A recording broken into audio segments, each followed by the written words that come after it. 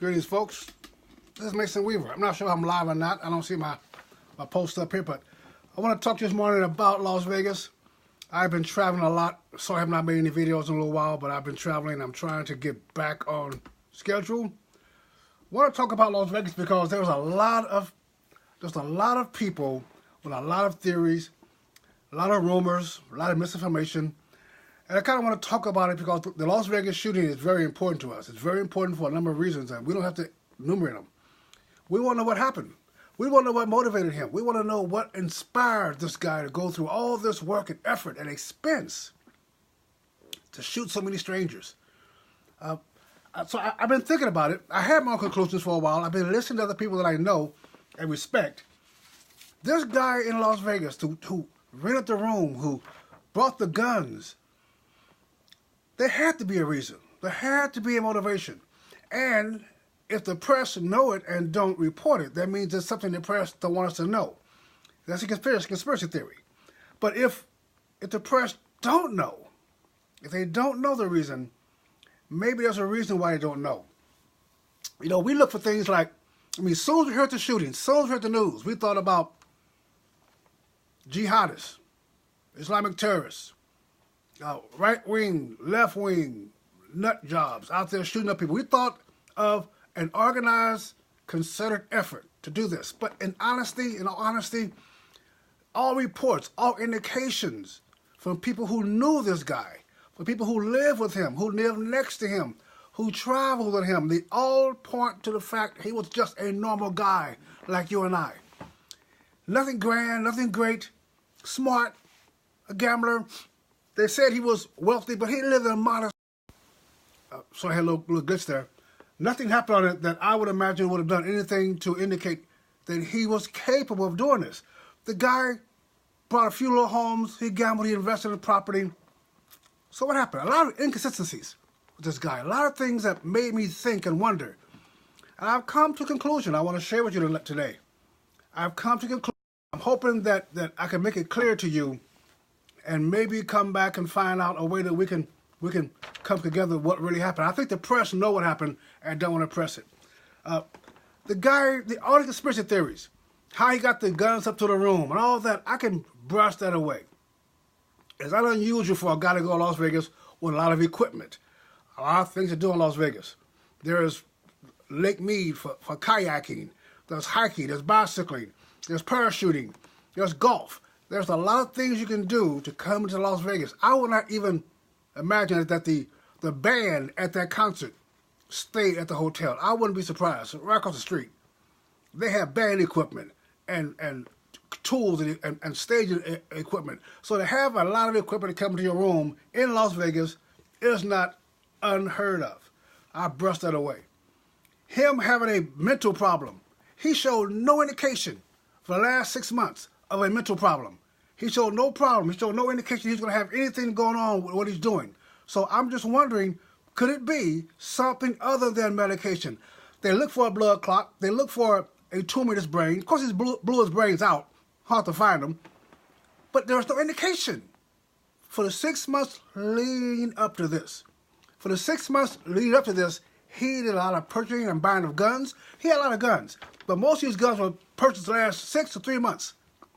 He went on a buying spree.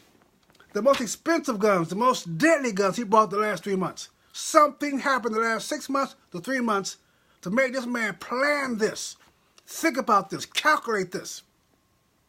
He had things in his car indicating he thought he was going to get away.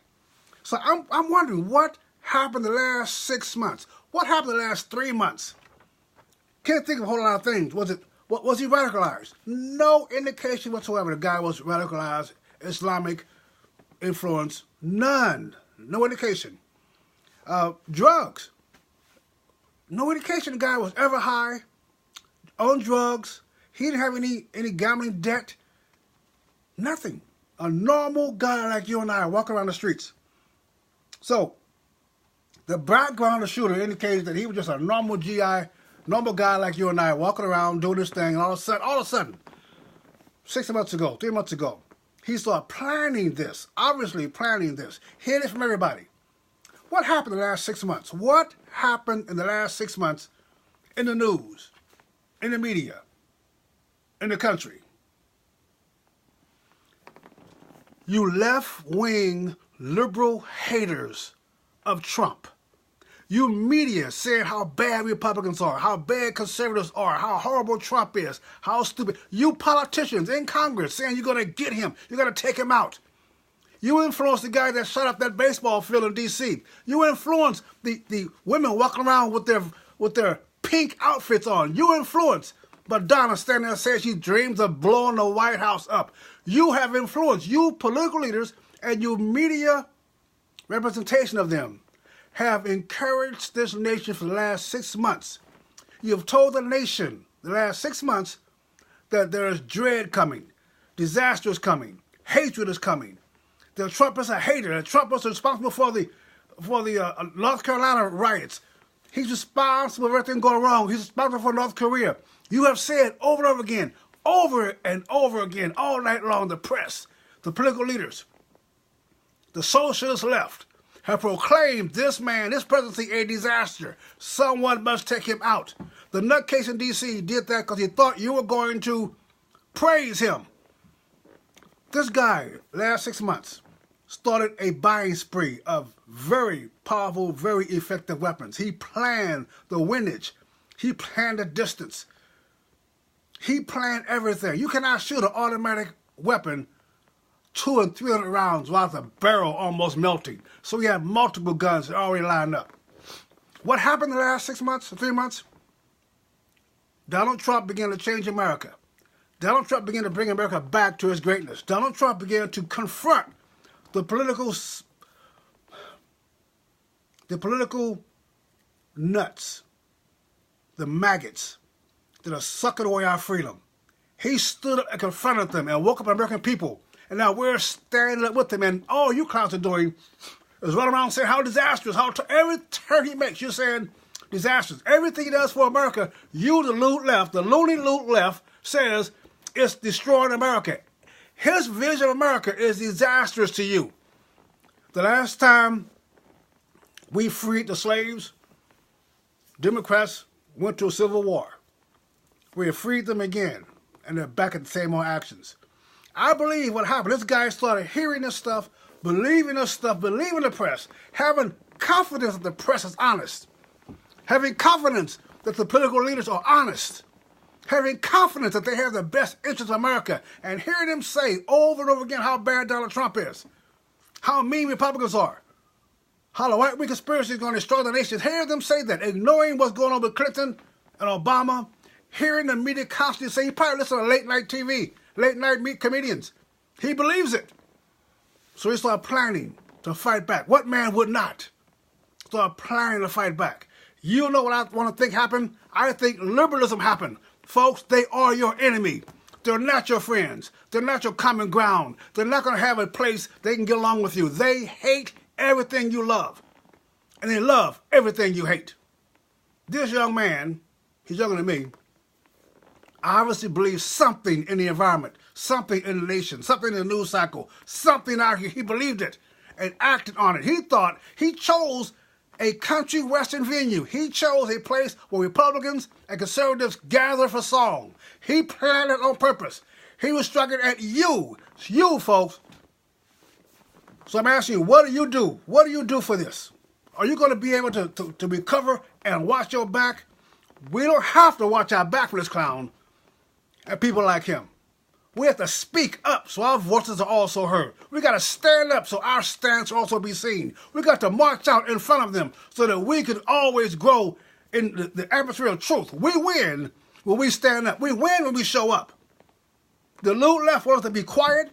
They want to bully us with words. They want to call you names and make you so afraid to speak up that you won't say a word. We are the problem. We are the problem. The loot left is doing what they do.